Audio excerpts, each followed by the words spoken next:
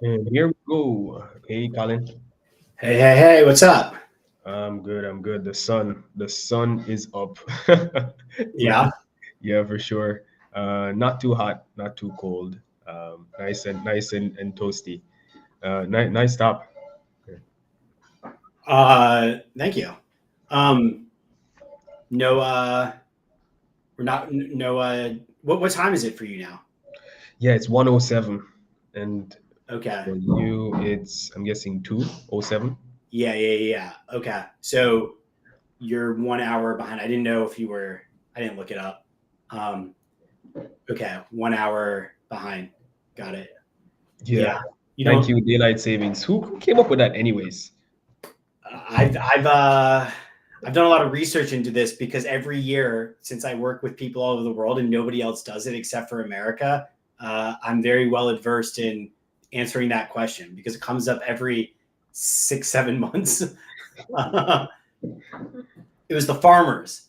That's the rationale. It kind of started out of Europe and then America adopted it too, where the concept behind it was if the sun uh if it like if it get they'd have to start like so early in the morning essentially when the sun rose that we were society was trying to optimize around making it so the farmers didn't have to go to sleep essentially like when it was still light out because it was messing up their cadence if the sun basically doesn't rise till like 8 like AM, it kind of like hinders their ability to because they do everything based off the sun. So it was like accommodating because that was the bulk of the economy at a certain point in time where everyone was like, well, obviously we have to accommodate the farmers.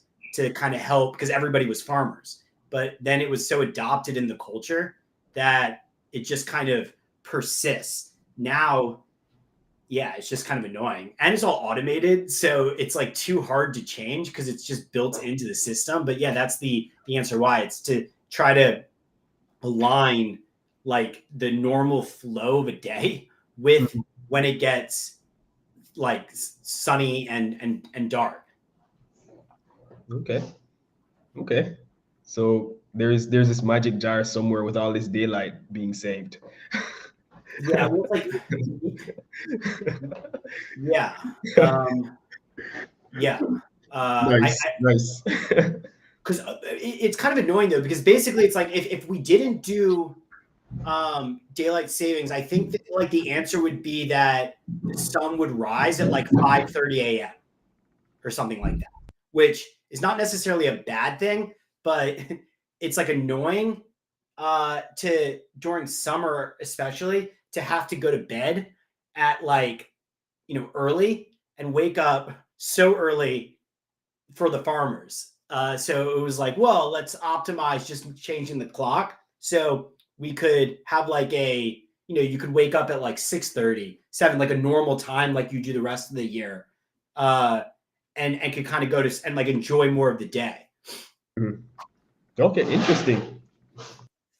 Those farmers, man. Okay, nice. All right. Well, good luck, Colin, and the rest of your country.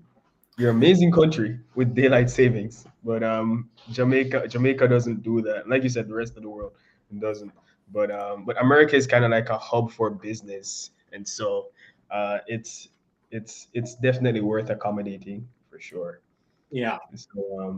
So great. So big question.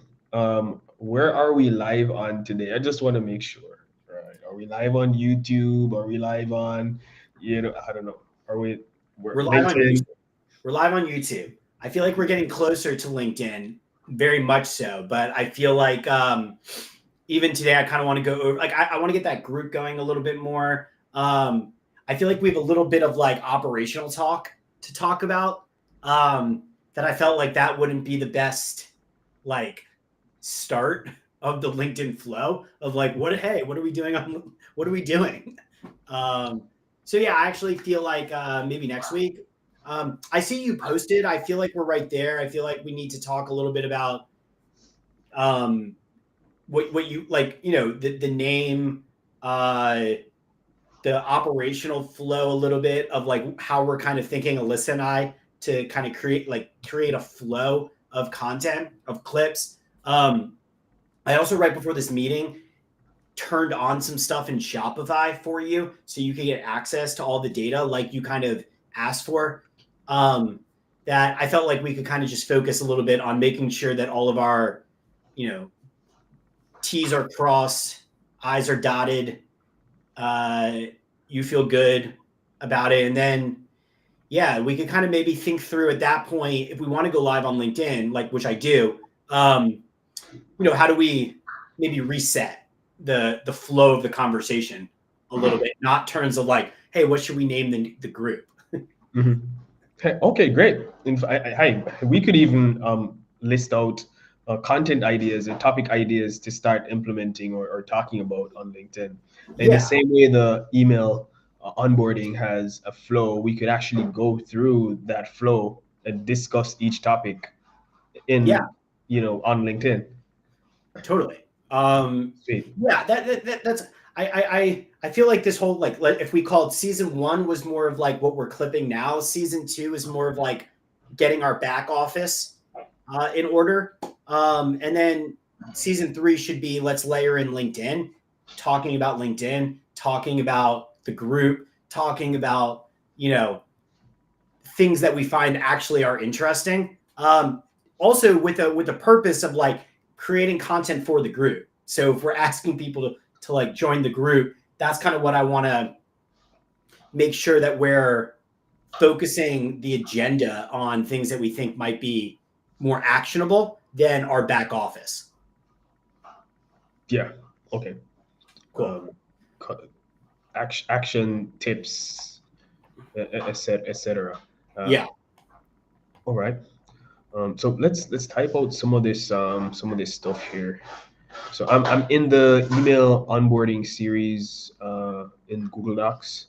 Okay. Uh, are these titles still active? Am I in the right one here?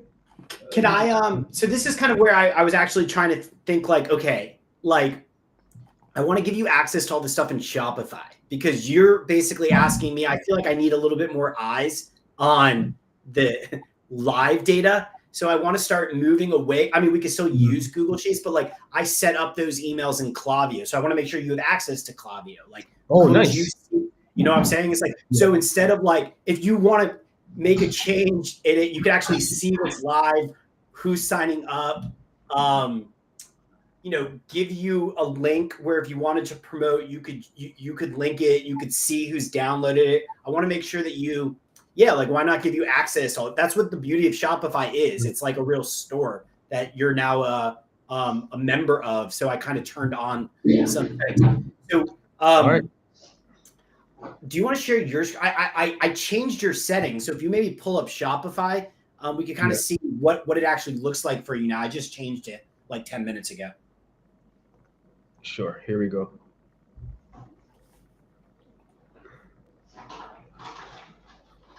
It should be live now. Yeah. Yeah. Awesome. Can you go exit out of the editor? Yeah, top left-hand corner, right where you're at. Just click that back button. Yeah, exactly. Cool. Okay, let's see.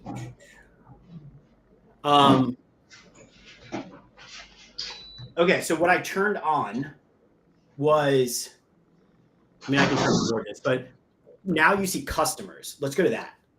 The customers tab. Okay, so this is all just to like a high level. If anybody downloads if anyone downloads the software, they're going to be set up as a customer in Shopify. So we know if someone downloads it, they are going to show up here. So now this is like your portal. So if you even click in your name, just as an example. Let me click on this one. You see it says free trial tag on the right-hand side. Yeah. Can you do me a favor and press hide in your studio restream share? Yeah. Yeah, cool. I've been clipping things up and I realized certain things in post make it easier to do editing. Okay, so what I would say is tags are automatically applied. This is just FYI for you, so you could kind of understand. Do not change the tags. You could kind of mess that up. I mean, it changes in the database. So those are automatically set. So if somebody downloads the software, they will be set with a free trial. Okay. If they sign up for the email flow, they will be set up with a newsletter tag. That's not there, but the idea here is that we could kind of start seeing the entry points by tags of where they came in. If they didn't download the software, but they created a account, let's just say, by logging in through LinkedIn, through pursuenetworking.com, but never download the software, they would have an account tag. So we're using tags to determine entry points into the database as customers. So we could have some insight into like what actually occurred that got them, like what action they took on the website. So we're looking really for free trials. We want that demonstrates that either someone shared the Chrome extension link with them and they've accessed the software.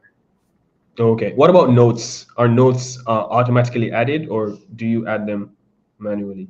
I think they're just added manually. I mean, the idea behind this, we're not really using it that way, but the idea behind Shopify in time is, let's say that there's thousands of customers and they're all having payments and like they need customer service. The beauty of Shopify is I could set up different accounts like you're having. I could open up orders. I could hide customers. So you see those left-hand side of like the back end. of it. Like right now, you don't see orders or products. I could turn those on, but I don't really have any orders or products. Like, well, there's no reason for you to have products right now. And in time, like I could turn on the orders. I just wanted to show you the distinction. So you could see like, well, who places orders, and that way, like you could refund people theoretically, or we could hire more customer support team to like help us manage the back end if there's customers have issues.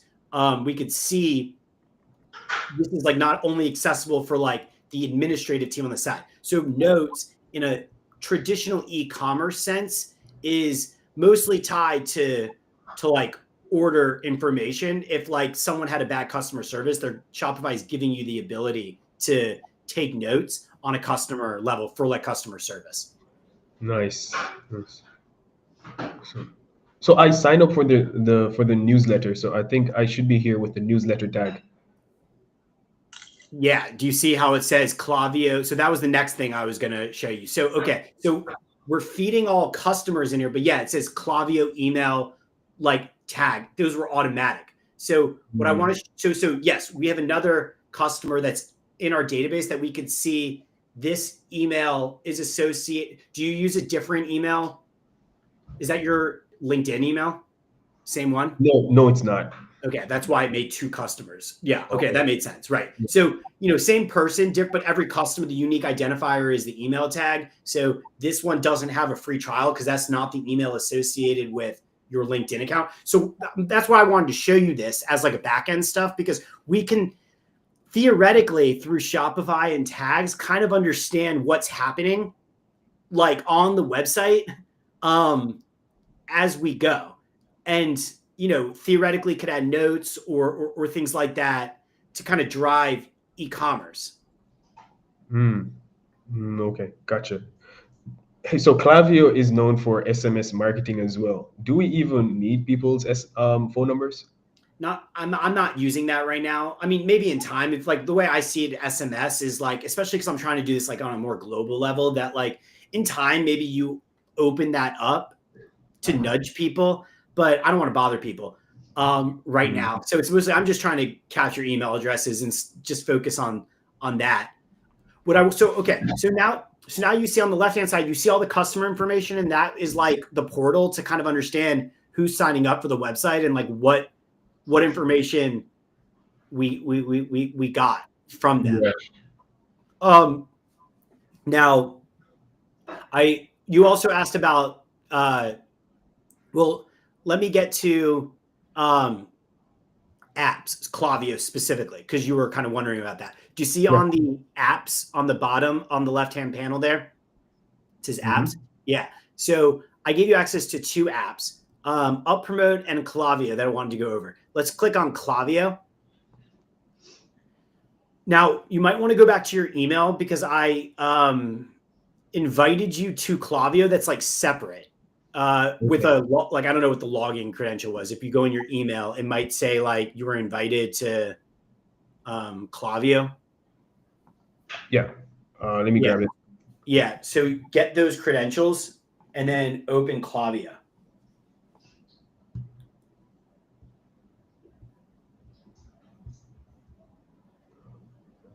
Okay, almost there. Klaviyo. Okay, I see it. Beautiful. Set up.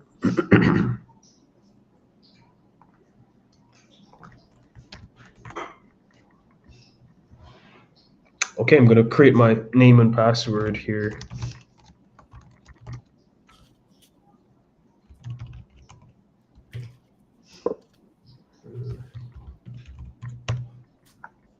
Let's see if that's good enough. Great, I'm in. Let me share screen again.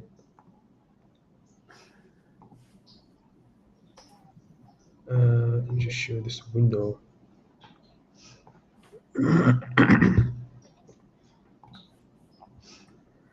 All right, I'm in. Okay. So the beauty the beauty of Klaviyo is that it syncs really well with Shopify. So if you click on the left-hand side of, go to like audience as an example, and then go to profiles. Here's all the profiles that are coming in through Shopify that it's kind of telling you information about how many like active profiles we have. So theoretically, we could see who's coming in, what new profiles are being set up in here as well. So yeah, there you go. O'Shane. So you see profile updated on March 11th, O'Shane. So, yeah, this is all the emails that we have, and then this is the email marketing tool. So that's different than the e-commerce side of things, because this is more for marketing. We could send mass emails. This is where I have the onboarding series. If you click into a profile, you could see what tags are associated with them. It gives you like act open rates, things like that, like how they got there. So this is a little bit more data of like what's happening on the website. So you could kind of monitor that. If you click on lists and segments,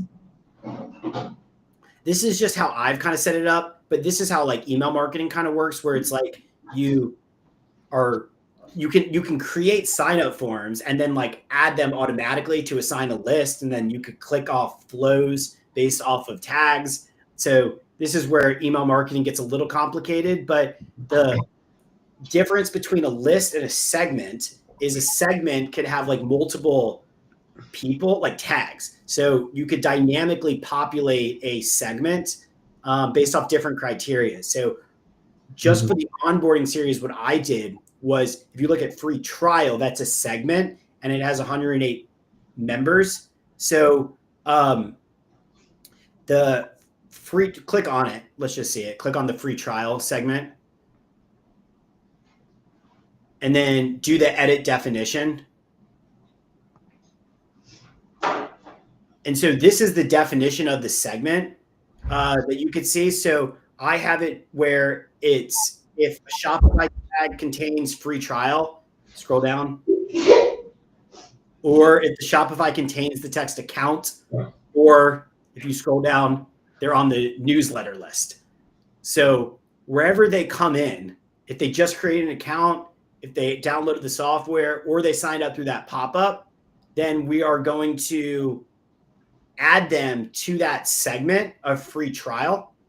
And then if you click on the flows on the left-hand side and you go to free trial, no, in the middle there, a free trial. This is the onboarding series. So when someone's added to free trial, which is the segment, boom, boom, boom, boom. You could see, the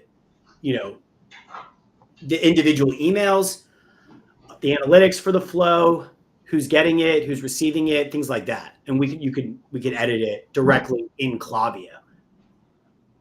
Nice. Wait one day. Day 2.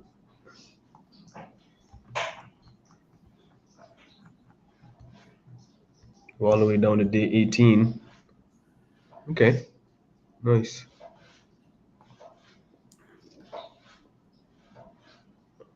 Okay, crispy. And then we offer, yeah. Nice. Hey, by the way, let me just do one quick check here to see. Welcome to our. So I signed up for the newsletter today, but I haven't gotten any email saying, hey, here's the code or anything like that. So I'm wondering, how can we like adjust that delay so they can get that discount code almost instantly? So I have not, you're right. Did you get the first email? Nope. Let me double check. One sec. So this says day 1, grow your business. Let me see. Is this the subject line? Let me see. Day 1, grow. Nope. I didn't get this. Did I? Let me see. Day 1. Welcome to no. can you go back to the profiles and see what your name is and what it tags, like where you came in? Go to like what Yeah. we might need to change maybe or modify the segment if you came in with different tags to just add those to the segment. Yeah. All right. So And then what I would say is we have to, I've not done this where it's like I set up the discount, which I'll show you next how you can create discounts. But we should probably modify the copy to just add the code in like the PS of the first or second email. I'm sorry? We should probably add the discount code Yeah. into the first email. Oh, yeah. You know, I haven't done that. So if you go to profiles on the left-hand side. Yeah, bottom. Oh, okay, here we go. And then, yeah, So this is where I joined with this email today.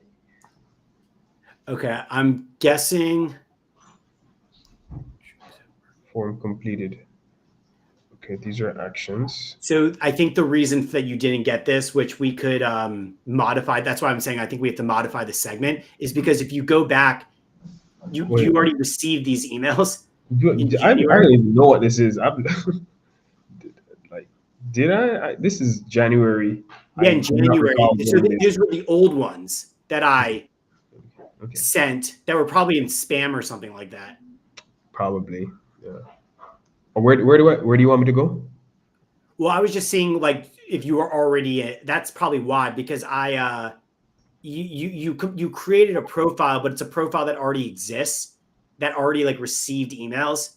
That I think the reason that you're not receiving it is because of that. But I also believe when I see the tags, see it says Shopify tags, Klaviyo email marketing and SMS.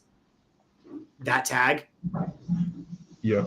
I think we should add that to the segment for free trial to just be more inclusive of if you have that tag, it also kicks off that flow.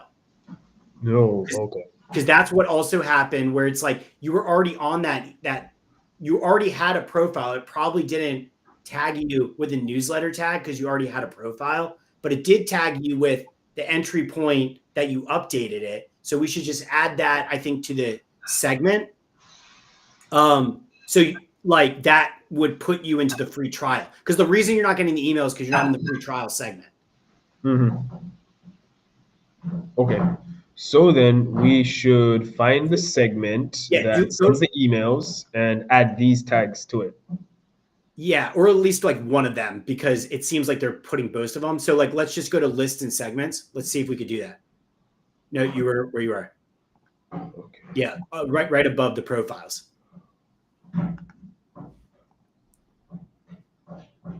And then do free trial. And then do edit definition. And then go to the bottom and add a condition and do or. Yeah, and then select a condition. Do properties about somebody, properties about someone, and then scroll down, like click that down. No, like number of employees, that drop down. Do scroll down. Do like find I think it's Shopify tags. Yeah, Shopify tags contains the text, and then enter value of do that clock. Yeah, see, and then type list. Yeah, I think that's fine. Update segment. Yeah.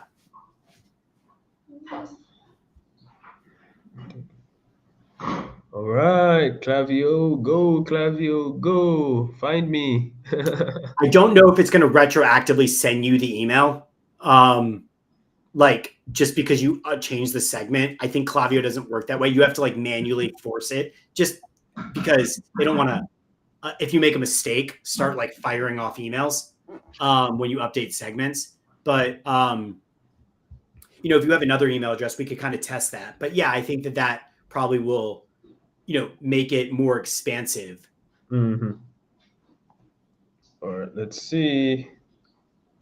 Oh, Shane. Is this the right one? Form completed. Okay. Do list and segments under the name, where it says details, metrics, and insights, lists and segments. Yeah, free trial, date added. Oh, you're already on. This March 2. Oh, that basically means, well, that means you're already on it, that segment. Okay.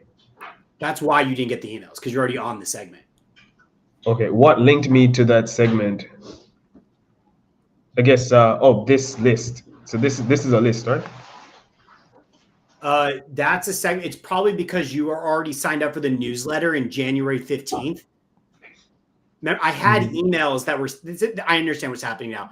I used to have in January, it's March, in January, I had a different flow that was for the newsletters.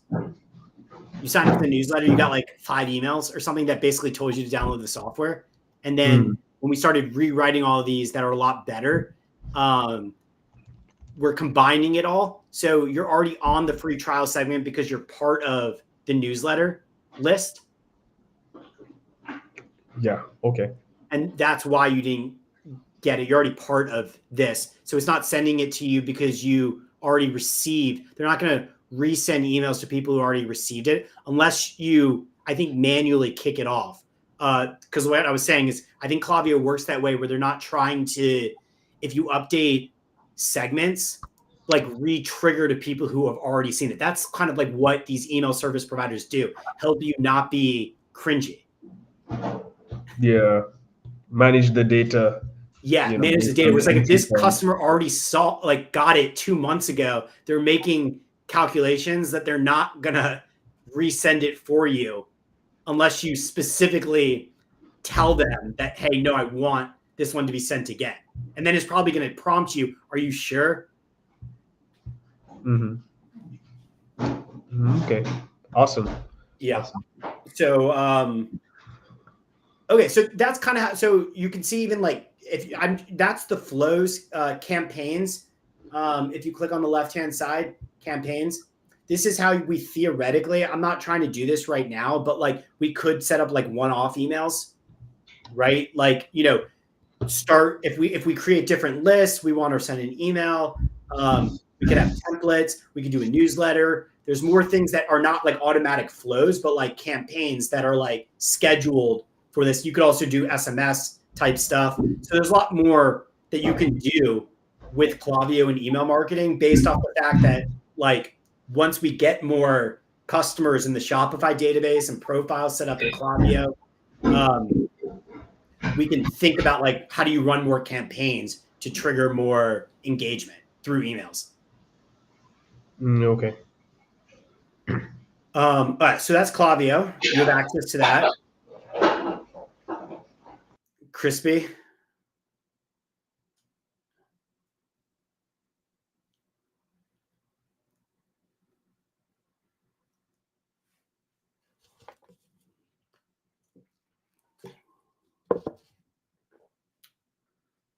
Hey, one quick sec.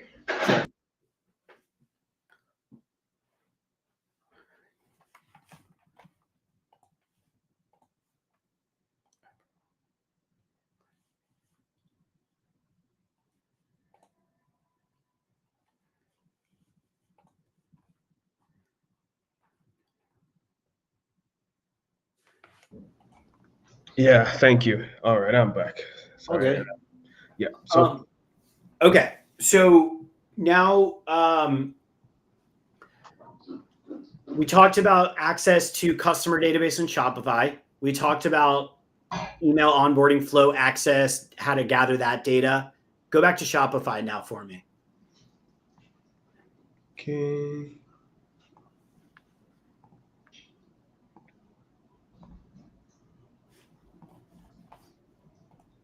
Are you seeing it? Yeah. Okay. Beautiful.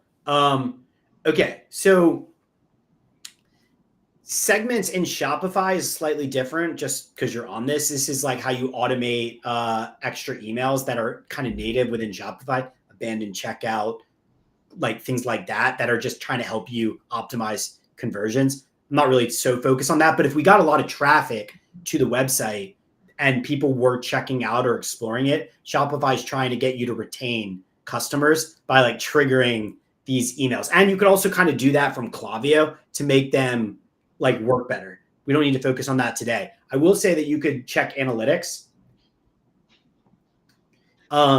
This is what's happening on the actual Shopify site. So, you could see sales, you could see analytic data about like traffic total, let's just say. So as we get going, if you, me, and Alyssa are all like spitfiring content, this is holistically what I would be using to try to see, do our sessions go up, things like that, like, segmented breakdowns, also conversion rates, orders, that type of information. This is more on a store level. Now, yeah, that's built into Shopify. Now, I'll show you discounts. This is, again, on like the back end. If you look at discounts, you could also set up and configure discounts on a global level through Shopify.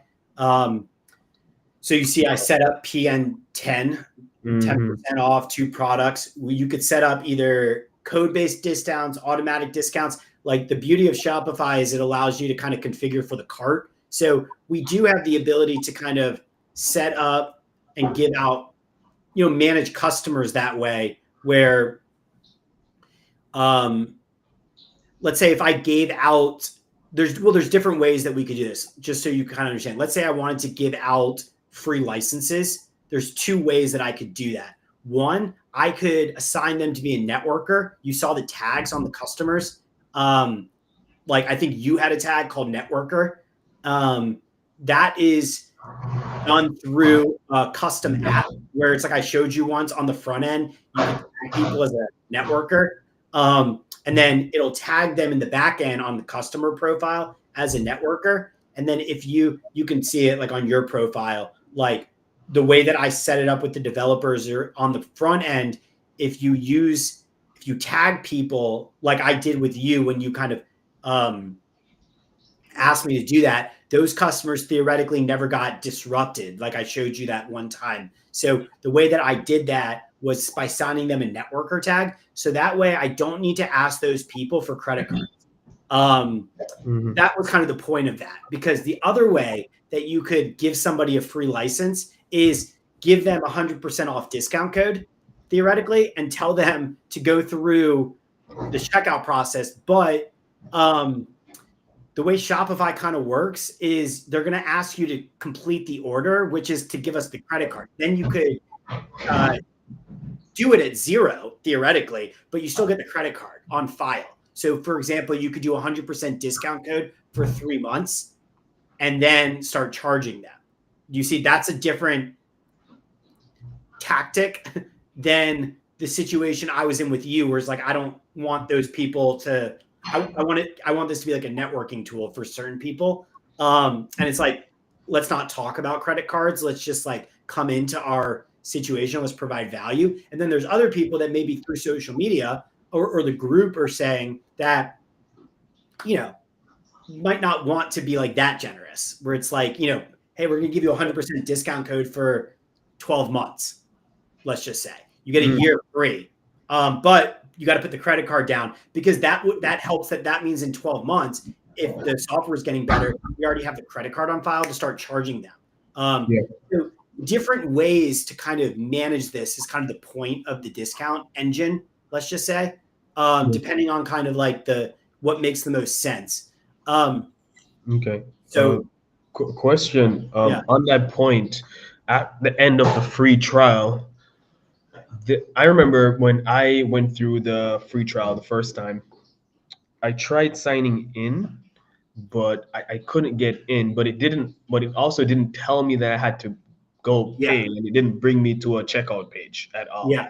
I didn't get an email saying your free trial is over in 2 days or whatever. So I was kind of lost. I fear we might lose people if we don't tell them exactly what to do at the end of their free trial. So where do you do that? Okay. So I hear you on that. One, I think that the answer will be eventually we need to redesign that screen with better copy to do that. But the answer to that is, for right now, the easiest way is to kind of monitor what's happening. So, for example, what would happen is if we know somebody downloaded the software at free trial, right? So they're going to be a customer. They have the free trial tag. And the reason, under the back end, what's happening of why you're getting kicked out is because you have a free trial tag, you don't have a networker tag, and you don't have a paid tag. So go back to customers for a second, and then click on my name, just so you could kind of see the one Colin Simon. Yeah. So you see, I have 39 orders just because I've been doing like testing and like kind of put my credit card down just to kind of make sure that everything's working. But if you go down to my tags, you'll see I have scroll up. I have a paid tag. That means that I placed an order. So the way that the logic works to kick people out is if you don't have paid or you don't have networker, it's going to kick them out. So if you go back to your customer profile, or to be honest, one of your friends that you kind of told me about, you'll see what's happening with them.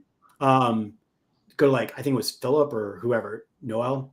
I don't remember which one you told me, but yeah, click on any of them. So he's kicked out. Mm-hmm. So we would know that he's kicked out because he can't access it right now because we haven't tagged him as a networker. You can't do it from there. You have to do it from the front end because it's just the way it kind of works. But like I could tag him as a networker or and scroll up.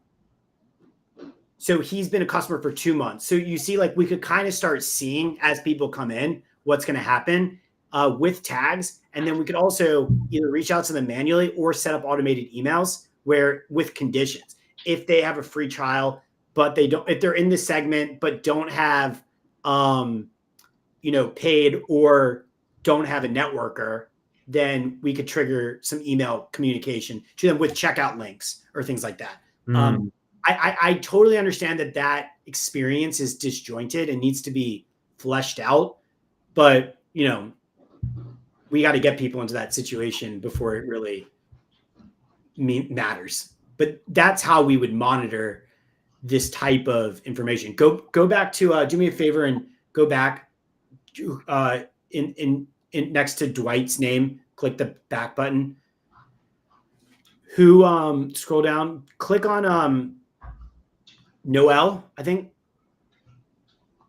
if I remember correctly, you see he's a networker. You told me in that moment when we did that, just do it so Noel doesn't have a bad experience. So when I did it on the front end, that's what happened in the back end. He had free trial. He's a networker. He'll never have any problems. Yeah, I see. Gotcha.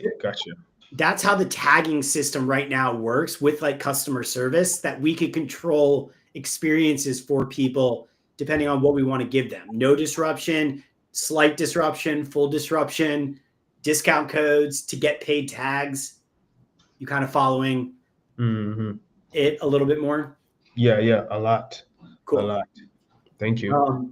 I also saw an email about an affiliate program. Okay, so that's the next thing. So you then asked me. So again, this is actually just between me and you. Aspirationally, I want to get this is how Shopify already has this built in that I thought I would show you because this is what I want to do. But we've talked about this before, like doing this legally, not like in a bad way. It's just that like I got to tread carefully before I just tell everybody to become an affiliate and like give splits and discounts and things like that. But I just wanted to show you that I set you up as an affiliate on Shopify. So if you click on the apps, that's on the left-hand side, on the bottom, you have app. Yeah. The other app is Up Promote. So click on that. So this is the back end of it because you're on the store. And then what you got to trigger for was the front end. But you could also access your front end from here, or you might need to accept, I don't know. So you could set up an affiliate program. Click on affiliates on the left-hand side. So the reason I set this up for you is because you basically asked me, if I promote it, let's say on my LinkedIn profile, how do I know how it's like what traffic I'm driving? So that's a very good question. And based off and what affiliate programs are meant to solve. Because what I've showed you so far on the analytics is if you're a store like administrator with me, those are holistic analytics. Like that's just like what Pursue Networking, the company, is driving. So if we're posting significantly on social and I'm posting and you're posting, you'll never know, well, how are you doing? How do you change your behavior? And that's kind of what you're asking me. So you'll see O'Shane is now set up as an affiliate. If you click on in the action side on the right-hand side, that little, click on that, you can log in as the affiliate. This is what you would get if you just trigger your account. This program allows for kind of what you're asking for, which is from a private. So here's the thing about affiliate programs is like from a privacy stance, we can't like tell you who the customers are that you're driving.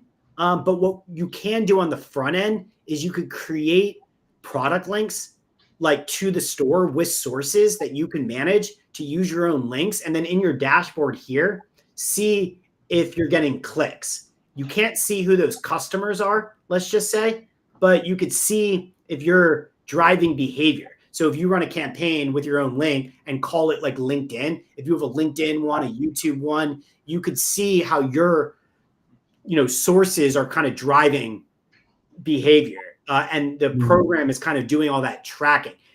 We're as a company not telling you the customer details of that, but you could see the like traffic, let's just say, of it. Nice. Yeah, this is exactly what I was looking for. Yeah. And so I don't mind setting that up for you so you could play with that, see it. And then to be honest, between this and the back ends, I could solve your problem, right? You get full data and you get your data.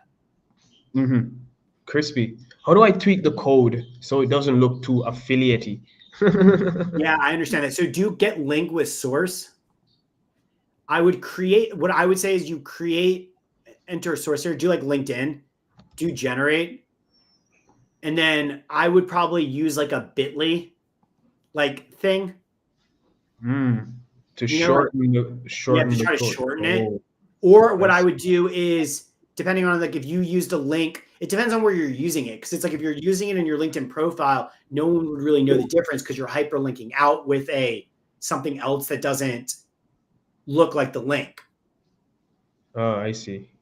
So it kind of depends. Like, so if that's the source of like your LinkedIn profile and you're just sourcing it from there, then no one really know what the link is. And then they would just hit pursuenetworking.com. But you would be able to see how much traffic how many clicks that got. Yeah, gotcha.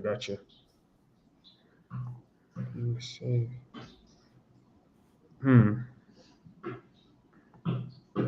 Okay. This is the same thing. Alrighty. And what's this one? I think you can, if you want to get like a specific product URL, like get product link. Yeah, you can basically enter like the launch product page and then drive traffic directly there. So depending on if you as affiliate, you can choose which basically pages you're trying to drive traffic to. Okay. And then see, we're not there yet. Yeah.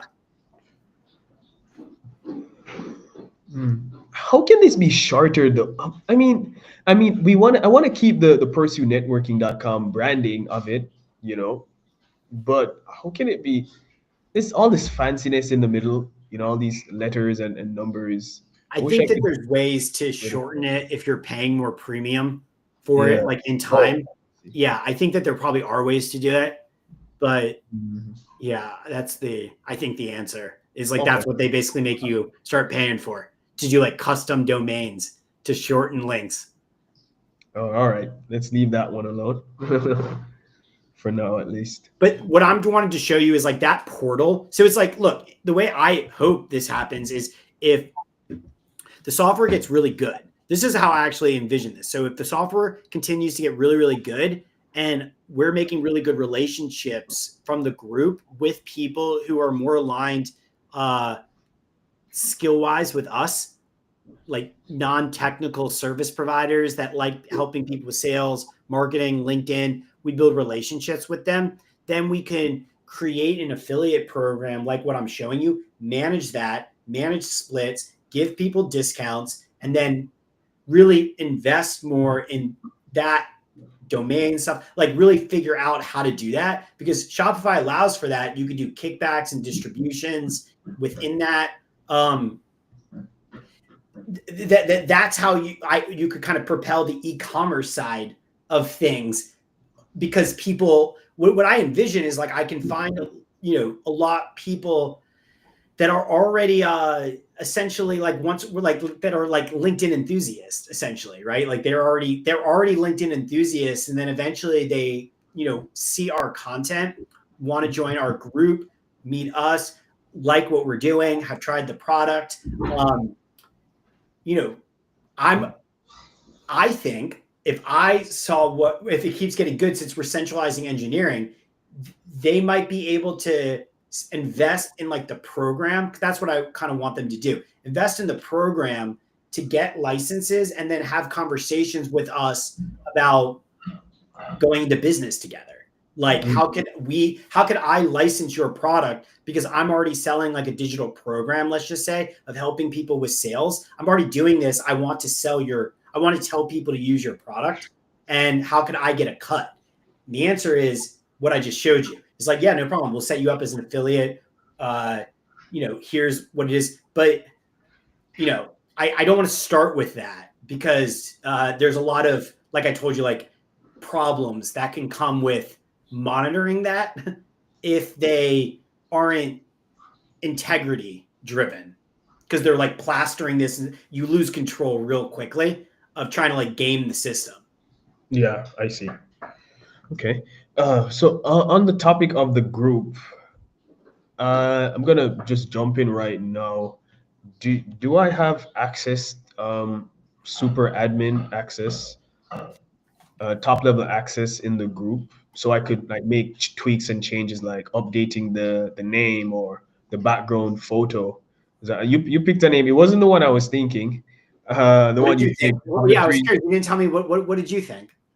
Of the three, my top pick was the middle one, driving ROI on LinkedIn together. Yeah. So you also had that initial instinct too, right? But I do get the AI, kind of promoting AI support. So I was thinking about that very same reason, promoting AI support for the sake of keywords, right? Yeah. So yeah, great pick, great pick. So I'd love to be able to update the group without having to bug you on Yeah. Slack. You can't do it. No, no, nah. I haven't seen where I've been able to make any tweaks like that. You take a peek.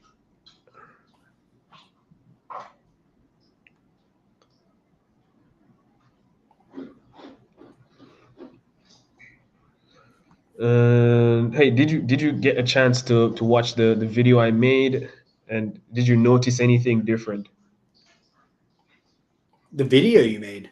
Yeah, I tweaked, worked on one of the videos, and I made a post in the group. But I added a couple of things to the video before. Oh no, I didn't watch. I didn't. It's funny you said I didn't watch the video, because I felt like, one, I don't like watching myself. Yeah, me too either. And two, I feel like since I'm starting to like edit more, I was like, didn't even think about watching it. Let me. Yeah.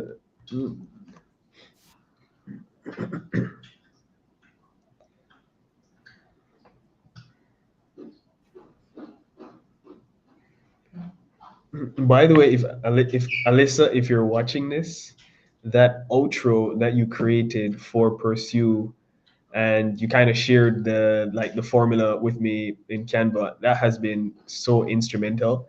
I've literally created outros for 3 clients. Oh, cool.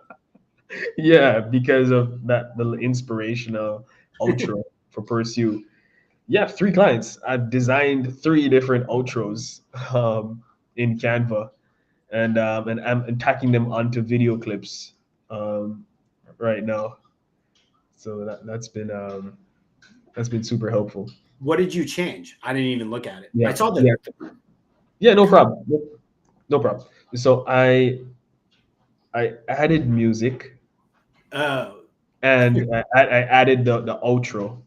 Plus, I kind of switched around the view from, I think there okay. was more share screen. I switched it so you could actually see me and see you Yeah. at the same time. Yeah. So this is actually a really good point. This I had a meeting with Alyssa earlier. I would love to go over this with you. This is why, to be honest, I didn't want to go live on LinkedIn because nobody's watching us on YouTube. I don't want to give away the secrets of what I'm about to like show you to the world on LinkedIn in my first day. Because I actually feel like this is like hardcore stuff, like the marketing operations around like how do we create magic in a workflow with multiple people assembly lining these clips. At a high level. But I would love to show you what Alyssa and I are trying to do. So, like, this is what we're working on, like the SOP, standard operating procedure of like how do we flow through to not to kind of make this magical, but operate at a high level using AI. So this is kind of high level. So we're not necessarily doing this because basically the first 5 episodes that we processed, I kind of gave to her, and I call it like we're like it's not going bad, but like we don't really have a process. So now we're trying to work through like how do we create a better process moving forward to get this closer in real time, bring you in, systematize it so we have like specific workflows every week of trying to hit deliverables, and then we can kind of create an output that is high level creativity. So the first is weekly processing of things live. So that's kind of like that's going to be on me and Alyssa to in like after we go live, which is like today, then I'm gonna try to upload it to Opus Clips 2 times. The first is for shorts, and then the Short second form. is for a horizontal version of it. So we can kind of start choosing clips that are the ideal outcome that I'm going to get to is basically this. I'll just show you.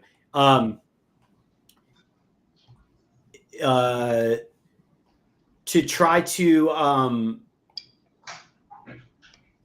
create playlists that have the whole like long form video and then a bunch of clips that are done through Opus Clips with 2 horizontal videos that have like good thumbnails because we have to, if we're going to grow on YouTube, it's kind of important that we have like better thumbnails. Like it can't be like this. So Alyssa was kind of like working through like, something like this a little bit more, something that's a little stand out ish, that's templatized. But the idea is immediately the week of throw it in Opus Clip. So we start with the bear, like starting to process it. I can do that. Then I want Alyssa to kind of work with me and you to kind of start selecting which ones we liked, bring you into the mix since it's a little bit more fresh for me and you. So we could all kind of like start the process of just curating what we thought was good and what we thought was not good directly in Opus Clips by liking which ones that we liked. So we kind of have a final list of, hey, these are the 2 that we're going to try to go with for the horizontal. And then here are the whatever it is for the clips. So we make the final decisions.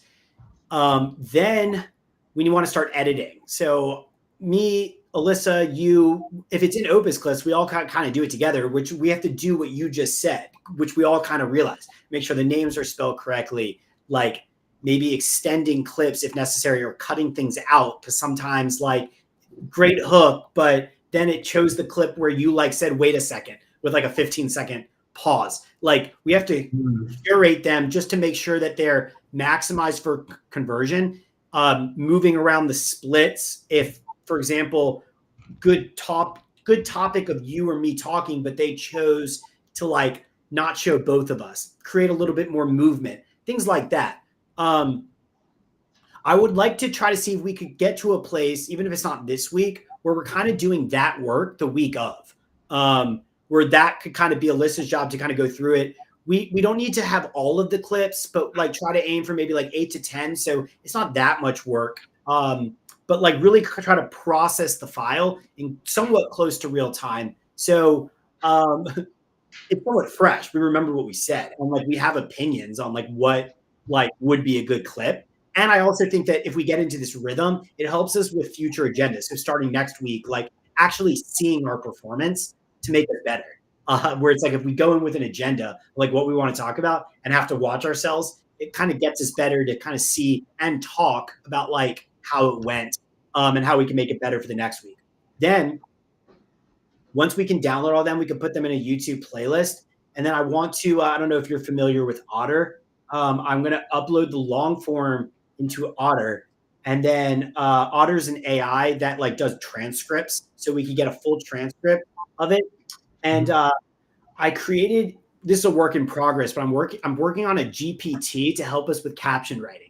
You don't have to use this. You could do your own thing. Alyssa can do her own thing. But what I'm trying to do is to kind of create a standardized brand voice that's going to help us propel writing captions. And then we could kind of like do our own twists on it. But at least it kind of is like unified. So I created a GPT that like has historical data of our onboarding series. So it kind of knows what we're trying to like educate the public on, like of the onboarding series. And then creates a GPT of like, you know, who we are, what we're doing, how we kind of like writing things, bold opening statements, clear, concise takeaways, CTAs.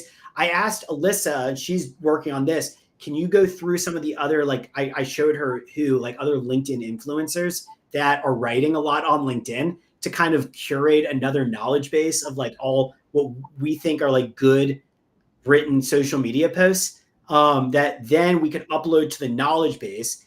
And then I have this GPT that then we could share with each other. And then everybody can start with the same GPT of caption writing. Then the idea is that if you have here, I did this, I can upload the full transcript of the full office hours. I can give everybody the transcript, and then they could upload it to a thread with the episode and then play off of writing their own captions based off of what they want with the GPT. So, you know, whatever clips they kind of choose to do their thing, hopefully it kind of helps with caption writing and making it their own in time. That was kind of the idea. So that's all kind of like in week one. So then in week one, we all like have processed the video, kind of have communication, understand kind of like what we like, what we dislike, and have the transcript of the file to play with for ChatGPT in their own time. That way, the next week, you can do your thing in whatever way you want. I don't really have a workflow here. It's like whatever you want. And then the next week, for Alyssa and I, what we want to do is to work with ChatGPT to maybe grab key quotes, phrases, stuff that we could kind of like start thinking about, like how do we use it in our own captions and create thumbnails and potentially create more outros just to kind of spice things up based off of some level of personalization, based off of where the episode, what we did and what we talked about. Then she could kind of think through with ChatGPT how to optimize the caption and the first comment that allows for like automation of publishing.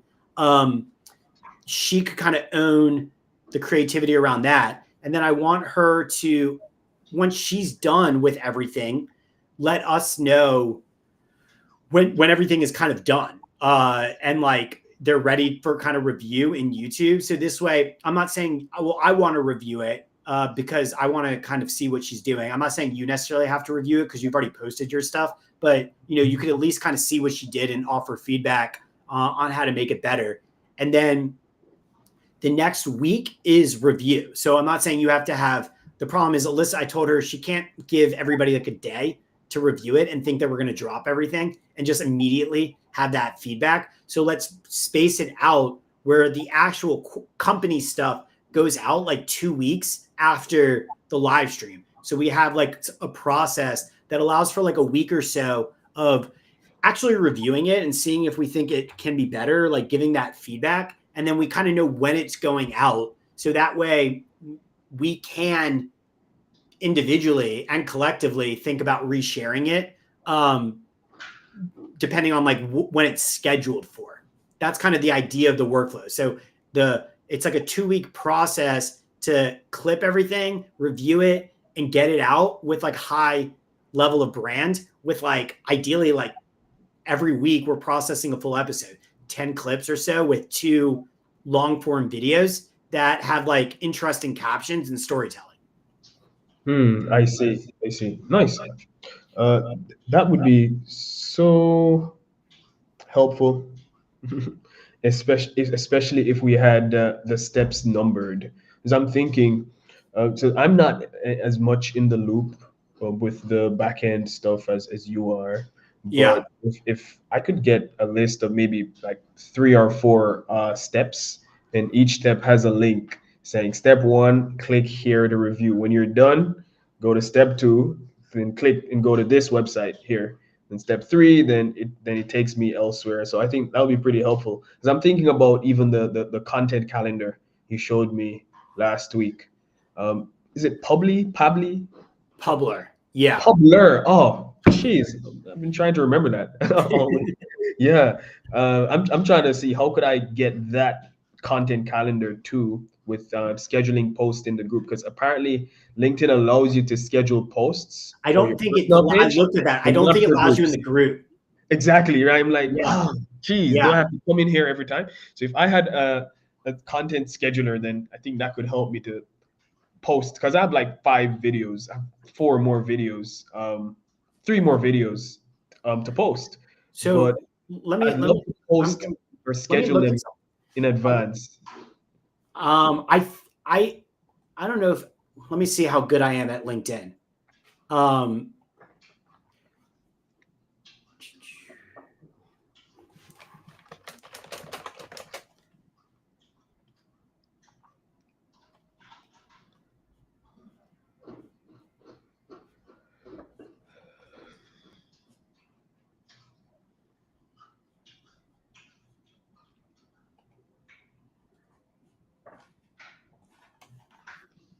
Hmm.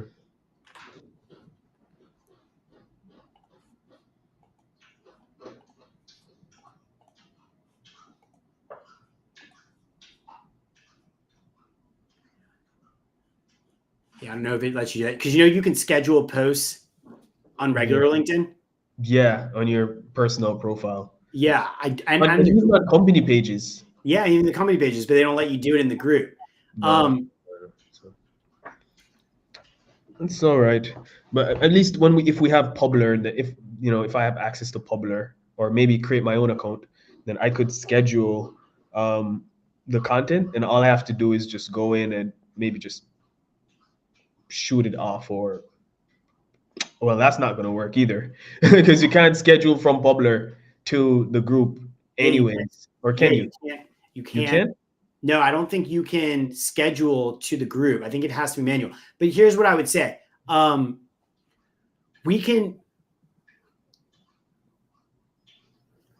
understand what you're saying, and I feel like there's ways that we could help if we have like a standardized workflow to kind of work together on like what we're trying to get out, and then we could kind of like organize it so it's like Copy a and little paste. well thought out. Yeah. Yeah.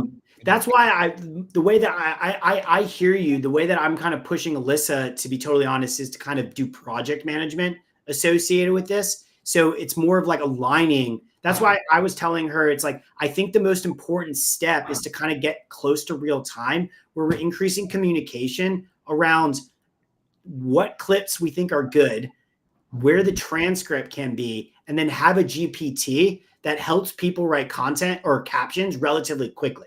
That way, we could kind of be prepared for the next week of like, what do you want to do? And if that means that in your workflow, you don't want to be like literally like, I don't know, you could be like a week behind. So it's like, if you kind of like, if you're, not planning to post till next Tuesday, like this one, it's like, well, you have all week to basically get one. You know what I mean? like one clip that we want that I feel like Alyssa can help with the posting even. Like she could do posting.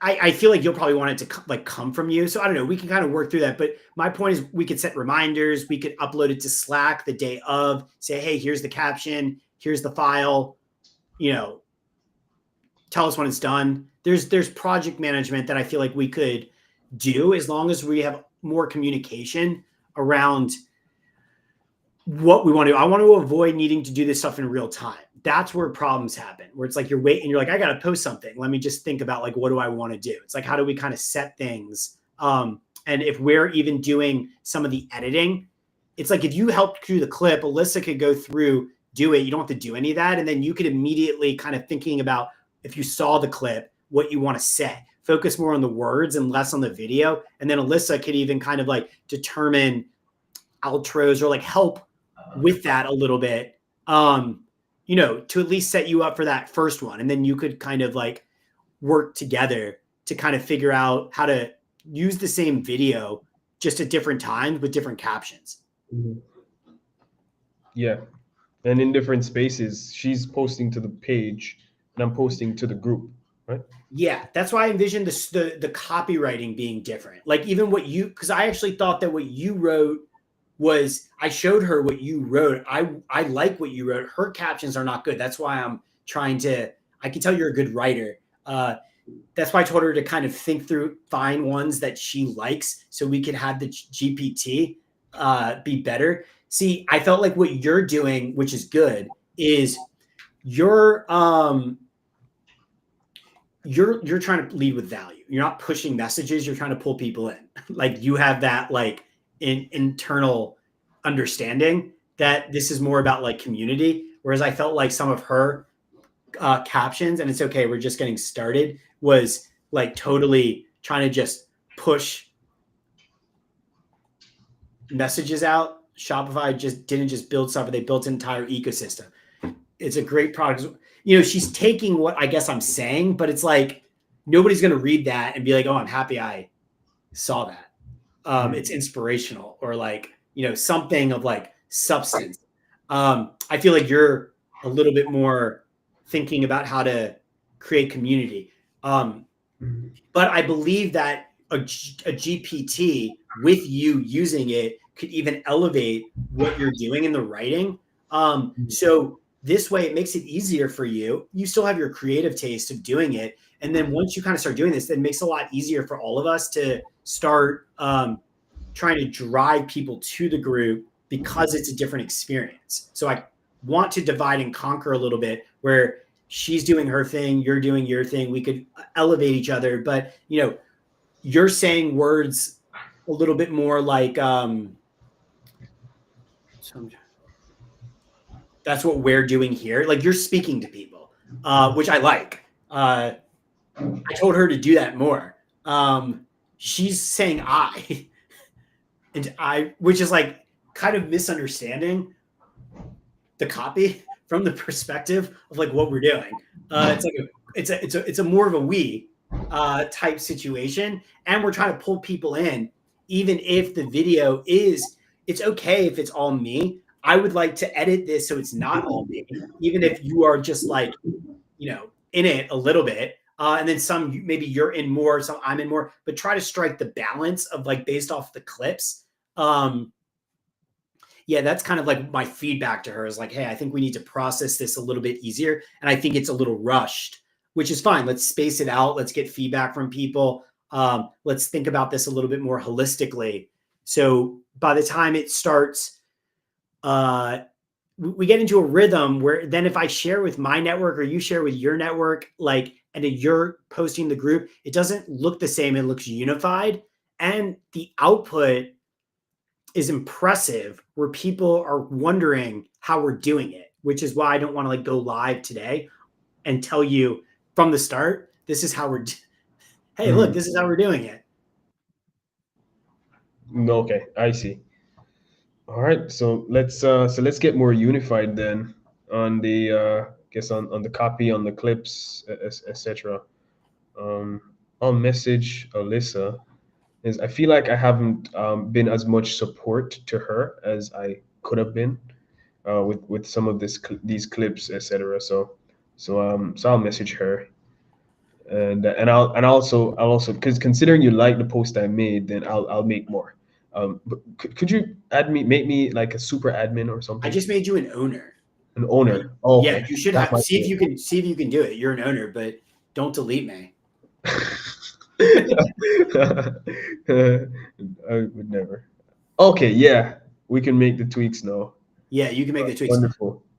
What I would say, and again, this is why I feel like it's important for us to align because I think, because I started editing some of these now, I'm getting better with Opus clips. Is I feel like we got to edit out this type of look where it looks. This is sometimes what Opus clip does, like where I just feel like it's better if it's more like centered, um, where it's not like that, or then sometimes it does like this duplicate thing here, Yeah. where it's like the bottom part of it should either be you or the screen share or both of us or one. And I think Mm, that we need a little bit more blend of content. And then what I was thinking, this is part of the communication side of things, is I think some of the clips that we have are great, but I think some of them, I'm not saying this one, I don't know, this one's fine. I think that some of the clips are good for the some are better for the group and some are fine for the company page, because some I think would spark conversation more, right? Like mm. because we're talking about something. Like here, let me think, because this is the one that I just did from episode 6. Like you were talking a lot about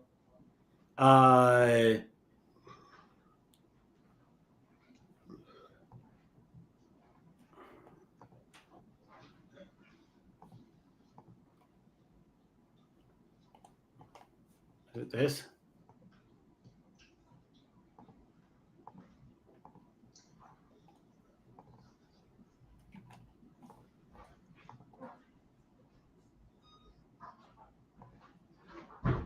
I don't know. You got to look through it. I feel like you can kind of pick, but like some of them I feel like are like conversation starters, like naturally, because we're having a conversation about it, that I feel like trying to get people into a group and then post that to the group starts creating a little bit more easier engagement, um, from people that are enjoying it more and getting feedback and starting like a little bit more community driven than some of the stuff that's just like tutorial based. Like for example, in this meeting, I can envision a lot of the Klaviyo stuff that we went over, the Shopify, as good clips, to be honest, for social, but I wouldn't think that those would be very good clips for the group, because it's like boring, for Mhm. like that type of environment. But they might work well on TikTok because it demonstrates that we have like technical understanding of teaching Klaviyo, teaching Shopify. But it's like, how do we focus the group more on like business strategy, AI, LinkedIn? Uh, this is where I feel like we're kind of ready to go live on LinkedIn, because we got to create clips that like are curated around that to facilitate your work, and then they'll also be good clips for social, but a little bit less like pursue networking operation that we've been doing in season 2. So I don't really think that that's like as they might work on social to attract people who are interested about growing businesses, but we want to try to facilitate discourse so we could all, like, how do we get Dwight chatting in the group like a little bit more? If he's in it, he might see some of these clips, um since he's in the group now on his LinkedIn. So we want to hit him with like the good stuff. Are you on mute? Yeah. Also, what other types of content can we incorporate in a group? Just watching videos, just videos of these two guys just talking about this tool, it might get a little, overused. Is there a way Yeah. to mix in different types of content, memes, maybe funny, something funny, Maybe something hilarious about networking. What else do we got? Maybe fun little online game, spot the difference. I don't know. Yeah.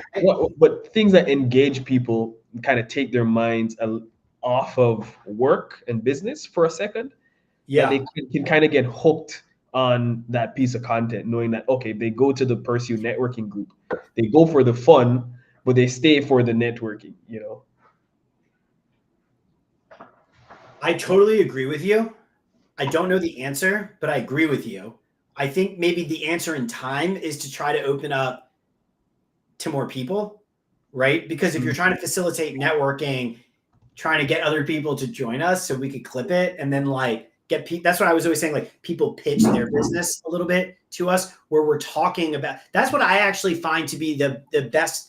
I think that content in the group would be the most helpful. Whereas if we could get a clip, if somebody came to office hours for 15, 20 minutes to talk about their business and we're giving them feedback, then a clip would be asking the audience in the group if they agree, disagree, or like in spirit of helping that person. Because I actually feel like there's a lot of depth there that it's not only educational, but people are you're soliciting engagement from the group to help somebody else, not us. So what you described, I agree is boring because it looks like it's just helping us. But if we can anchor this and actually try to get other people to help, like use community to help them, that I think is one, how people learn, because the feedback that we're giving them to them is kind of naturally like how people think about themselves a little bit. But then we open it up for, to be honest, even like the people that are in the group now, like my Filipino operators or Dwight or other people, to at least like offer their advice. Like, what do they think about it? That would create engagement in the group that facilitates them, other people, hopefully having a little bit more, like being a little bit more appreciative of what we're doing. You know what I mean? Because it's not like we're just pushing, but we're pulling people in, trying to get them to like pitch their business, talk about their profile. Like, how could we support community? That's what I always said. I feel like that's the answer on LinkedIn, because it's less about, we could go live for 30 minutes and have like a conversation that's like agenda specific. But then if we can kind of start growing an audience and trying to get people to come and chat about their business and we're helping them, I actually think that's what's going to attract more people to want to pay to participate in that type of vibe. Yeah, they get an audience. Yeah, they get an audience. Not, I understand. And content. Yeah. So look, I understand that there's always going to be people who shy away from that and want to be, and would rather pay to be in the inner circle for a lot of reasons. But I also think there's a large amount of people that like that. And you're like, oh, I could get an audience and conversations and clipping and like come into the workflow. I don't mind that. I'm actually fine doing that. So it's like, okay, well, how do we attract those types of people to kind of come into office hours and talk about their business? To be honest, I actually believe that I have people. Cause remember, I started with you from the premise of, I tried to do this last like 4 months before, like of last year, but it was weird because I was one guy alone and there was no community around it, that I felt like there was no, it wasn't like real, where they were confused by the whole thing. And I couldn't just sit live hoping that people would come up.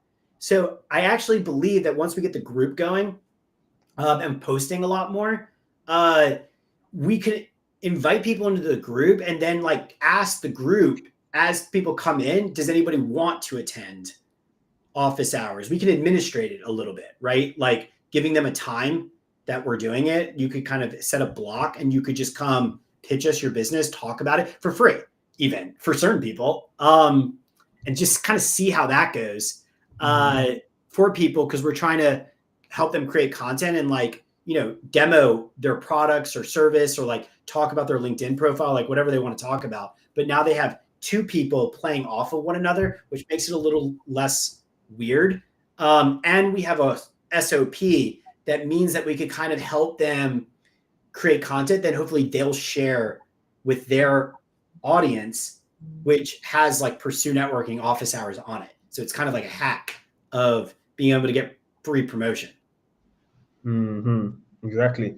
So can we then, I think, include this in the website where somebody visits the page for the first time and they're learning about this amazing tool. They're not yet convinced, but then they actually see two real people. Like they see me and you, or they see you and or maybe three, you, me, and they see a real live member of the community pitching their business. That I think that could be a very big pull for somebody visiting the website for the first time and actually seeing those videos embedded onto the website. I don't know if there's a way to embed the latest posted video from YouTube on the website, so it's always relevant and up to date. Or maybe have maybe two or three videos at a time, maybe four videos at a time in a block, right? And Yeah. people can pick whichever one they want to watch, which has an amazing thumbnail, maybe two shorts and two 4 to 10 minute video clips, right there at the bottom where it says weekly interactive live office hours web show. Could maybe put it there. Yeah. Uh, Somewhere in here or below it is where I would have it in yeah, mind. Yeah. and then add the join LinkedIn group button. Add that again as another call to action, kind Yeah. of to reinforce it, so they just click and join the group because like, oh, these people are pretty cool, they're real people, and they're actually putting people like me out there, you Yeah. know. Yeah. I like that idea. Yep. I still feel like we got to get the content going a little bit, but I hear you on Yeah. that. And then we can kind of tweak this. And that's the beauty. Now you have access to Shopify. So, we could figure out the best way to kind of integrate it, track it. It's an iterative process, make it better. But yeah, that's the goal. Is like, how do we start promoting on social, the community side of things, and attract people who are actually interested in being promoted a little bit and like working with us, because I actually feel I've always kind of been under the impression that people are itching for agency level support at software as a service level pricing.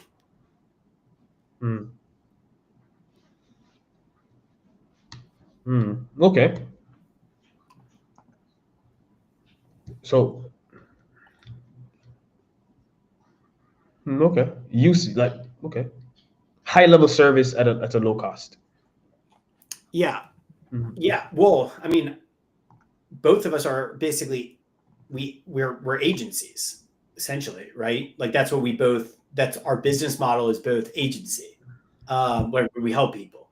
But the difference between us, our agency, and another agency is where have a software component and a group component to be able to kind of help other small businesses propel themselves. So it's like people helping people. It's like people, that's a little bit different than like B2B, because agencies are usually like more B2B, and not like individuals helping individuals. But both of us have agencies. So I've never really worked with individuals before because it's not cost effective. And even the agency that you have is somewhat similar, where you're taking on a lot of burden to do work for people. That's the difference here, is we're not doing work for people. We're trying to create agency within people. So we do the work for people. We've done the work, but what about all the people who can't afford other people doing the work for them and they want to do it themselves? They don't mind doing the work. It's just they don't know what to do, or they don't have anybody to play off of. What's their option in the marketplace? They can't hire an agency because they don't have enough money. They could go on YouTube and try to figure it out themselves, but it's hard to parse through not only the information, but more importantly, I actually find it's hard to be able to, if you don't have access to an interactive person to ask your question in somewhat real time, in a cadence, to be able to kind of like get support over an extended period of time. That's what I actually view us trying to solve for people, where it's like, just come to office hours, or like at least the idea is you could get like interact with our content and ask questions in the comments. So it's like, if we're talking about something, ask your questions, and then that could help us create better content to deliver better information based off the questions that we're receiving, which will help us have more agendas, like to how do you use AI in workflows? How do you think about what do they need a tutorial on Opus Clips? Like, we're getting pretty good at Opus Clips. Where people don't even know what that stuff is. ChatGPT. How to make an agent in ChatGPT. Yeah. How to build one. Yeah, somebody wants that. And to be honest, it would actually be better content if it was less scripted and more actionable based off of, let's build an agent for somebody in the community live to kind of walk through how we built the captions one, what we're using it for, what type of agents are they trying to do it, help tell them to pull up the screen. Just do it on your end. Put them on the spot, but like dictate to them with support, right? So it's like love and respect, but kind of helping people build agency within themselves. I've always kind of thought that that's the most compelling content, because the reason is because you're trying to build bridges for people to recognize that it's not as complicated as you probably make it out in your head, which is the reason me and you build agency, because we know that. But I've always seen that whenever I talk to people, I'm sure you're the same way. They overthink it, and they don't know what to do, and they don't know where to start, and they don't take action. And so it's like, I think that a lot of people just need accountability. They need tutorials. They need a forum to ask questions, and they need community to make sure that as they're progressing, they have questions. They don't feel like they're getting ripped off by just paying for things because people say that they need to do it. Yeah, gotcha. And there's so many horror stories where people spend thousands of dollars on services that don't deliver because the service isn't a really a custom match to what they need. It's kind of a blanket kind of a service. And so they dive in, and then they're like, oh, well, this is really not what I thought it was going to be. I feel like I wasted my money. Absolutely. I have my own clients. I think that, to piggyback off of what you said, I think the problem is that people assume they don't have the skill set to be able to do it. So they hire an agency that has a cookie cutter like program, but the real reason that it's not working for them is because they don't know what they're selling, and they don't know how to structure their offer. So if you don't know what you're selling and you don't know how to structure your offer, you could do marketing and do this, but you're not going to get ROI. So that to me is ultimately the problem, because people don't know what they're selling. They don't know how to structure their offer. They don't understand the fulfillment side of it, that they're better off answering a lot of those questions and just being practitioners, doing things themselves, than hiring an agency until they've figured it out. And then they want to hire individuals essentially to support them because they've kind of figured it out. When you hire an agency who's selling you on a cookie cutter service, prematurely. Yeah, it's too mature. Yeah, you're not going to get an ROI. You're just wasting money because you think that they have information that's not accessible to you. Or you think in your head, this is going to take so much work, when if you understand the mechanics, it's actually never been easier to do this stuff yourself. And also like go through enough iterations to kind of see what's working and not working. That's the core demographic of people that I think would fall in love with what we're trying to build, because we're anchoring around software, but we're really opening the door for people helping people and building community around building businesses online. And hopefully over time, with enough content and enough tutorials and enough people, we've created enough a binge bank, let's just say, where people watch a lot of this content, they're getting actionable advice that is helpful. And if we have a high enough standard where we're trying to think through like we might have an hour worth of content every week, but if we're thinking through what's the 5-minute snippets, how do we make sure that those 5-minute snippets are like actually actionable with good captions? Because then if people just follow the social over enough period of time, they'll learn a lot about how to do this themselves. And I actually believe that that's the like unlock in the market, because people are looking to understand how to do this stuff themselves, but they don't have the agency to do it.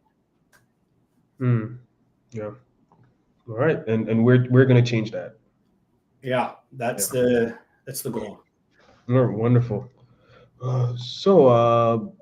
Let me just kind of reverse a little to Publer, the social media, the content scheduler. Do you think I should create an account with Publer to house the video content that I'm creating, and then and the captions, and then just copy and paste it to the group, when I'm ready?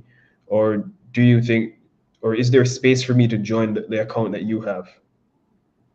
Um, yeah, there's definitely space. I mean, you can. I give you my credentials. I don't even want to go into it. Hmm. Um, I let me.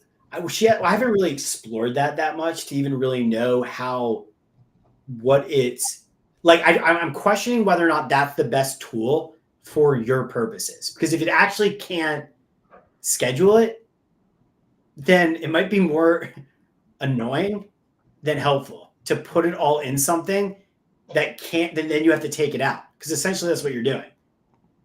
Yeah, I need somewhere to house it, like the video with the caption at the same time. Um, yeah, are you familiar with like Airtable? Yeah, yeah. Actually, I have a good friend of mine. He's an expert at automation, like automating content. So yeah, he's setting up some systems for me in Airtable. So yeah, I have an account. So either there or I don't know. Let me talk to Alyssa. We could either set up an Airtable database for the group, so it's like just like a visualization of a calendar to just house your stuff. So like because it's like basically just two fields: video and caption, which And is simple caption. enough.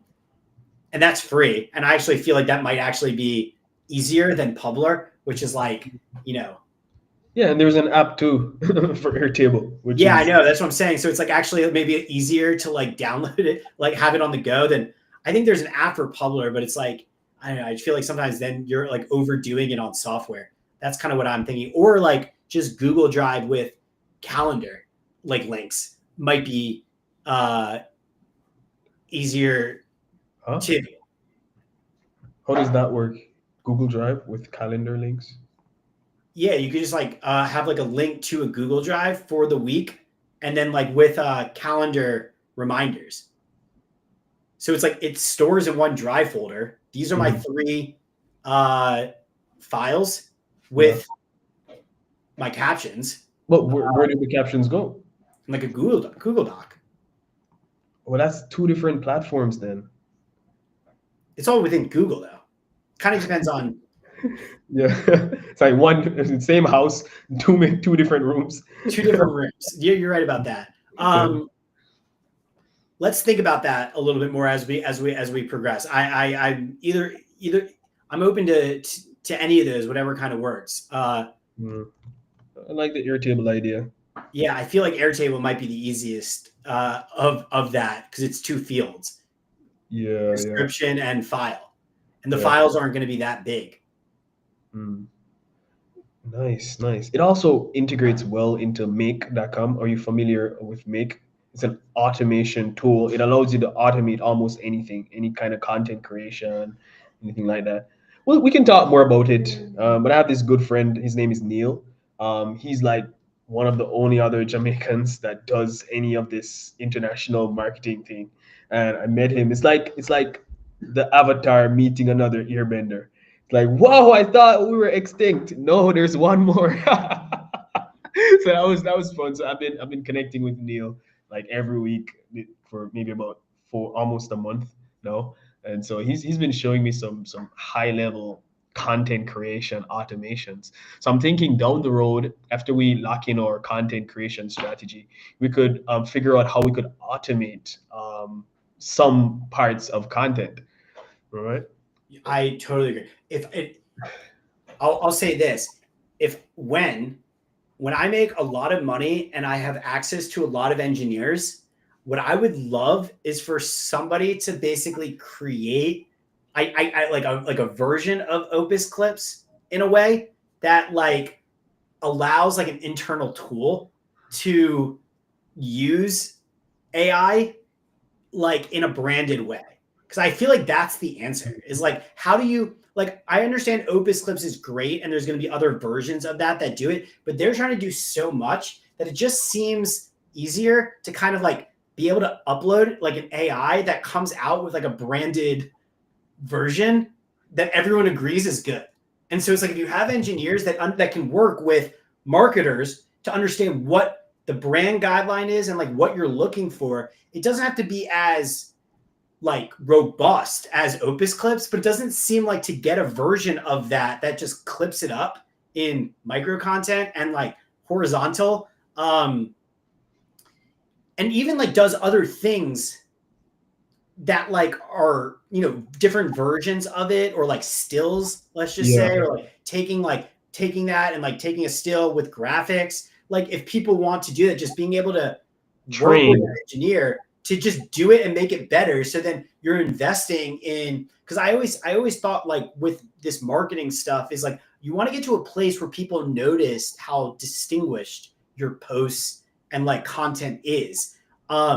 I do believe there's a moment in time that if we have a good SOP with good communication, we can leverage Opus Clips and like the AI stuff to like the chat GPTs to notice if we maintain high quality, and also like have groups that with company pages.